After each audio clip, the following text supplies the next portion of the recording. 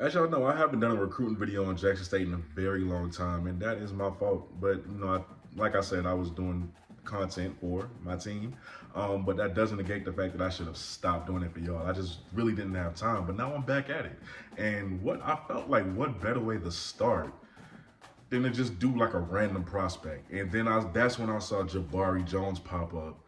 From Light On College Sports that he committed to y'all out of Langston Hughes. Something told me to look into this kid. So I did. Now, as I went down the comment section, I saw y'all saying like, oh, he's a three-star prospect. He's a three-star prospect. And I said, oh, okay. Well, some programs will say, he's a three-star prospect and it'll be on one site, but it won't be on the other. And it won't be on the major site. So I Googled his name. I went on 24/7 Sports. He's a legitimate three-star prospect. And then I saw he has legitimate offers. I mean, and I'm not surprised by it. Like, this isn't a bad thing. I'm just saying, like, Boston College, Duke, who's really good in the ACC right now.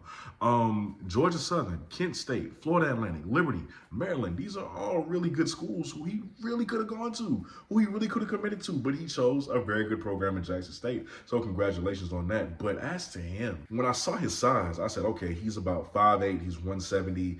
He comes from the same school as a commit that y'all had a couple years back in Robert Lockhart III. He switched his commitment from Jackson State to FAMU, where he is currently.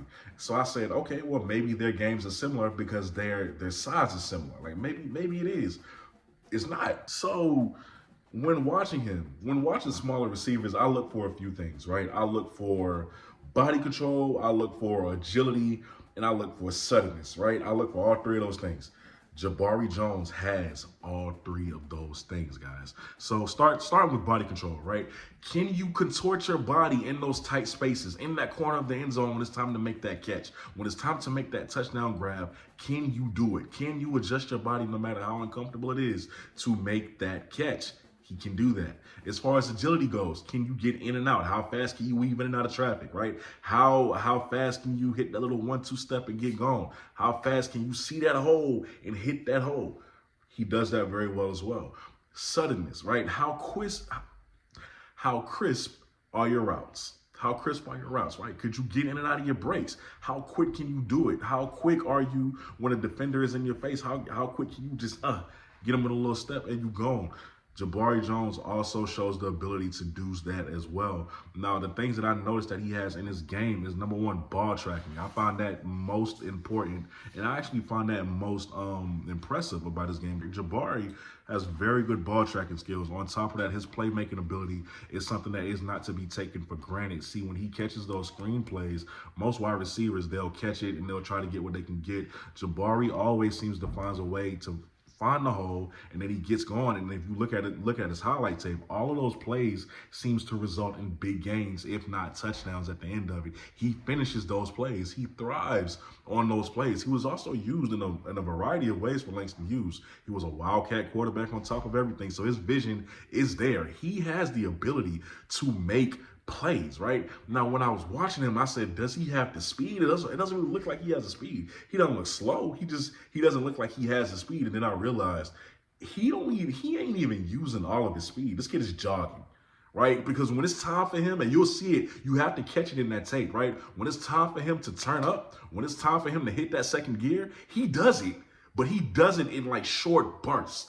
Right, so he's not even running full speed. He's just that much faster than everybody else. He doesn't have to exert all of that energy. I like that about him. What I like about him, though, is how he catches the football. Most wide receivers, especially his size, they'll body catch. They'll wait on that pass. They'll wait all day on that pass to come to them, right?